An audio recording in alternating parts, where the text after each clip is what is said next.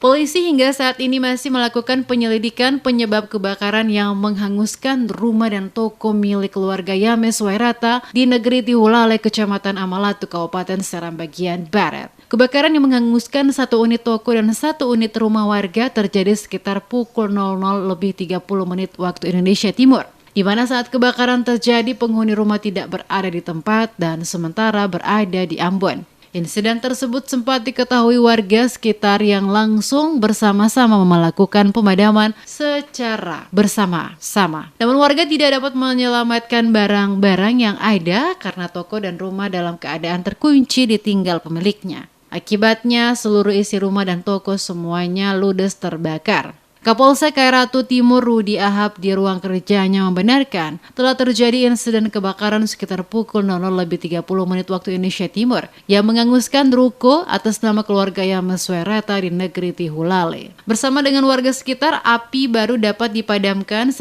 jam berikutnya sekitar pukul 1:30 waktu Indonesia Timur. Namun sebagian besar barang yang berada dalam rumah yang juga digunakan sebagai toko tersebut telah hangus terbakar. Namun tidak ada korban jiwa dalam insiden tersebut. Saat ini, kata Kapolsek, pihaknya telah memasang polis lain dan sementara masih melakukan penyelidikan dengan memintai keterangan sejumlah saksi di lokasi kejadian guna mengetahui penyebab kebakaran termasuk jumlah kerugian yang dialami oleh pemilik rumah.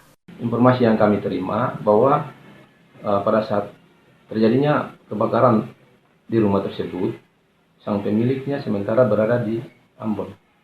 Jadi rumah sama tempat usahanya sementara kosong. Sekitar jam berapa nih terjadi kebakaran, Pak? Berdasarkan keterangan dari saudara Demas Wairata, kejadian itu sekitar jam 12.30. Api berhasil dipadamkan sekitar jam 01.30.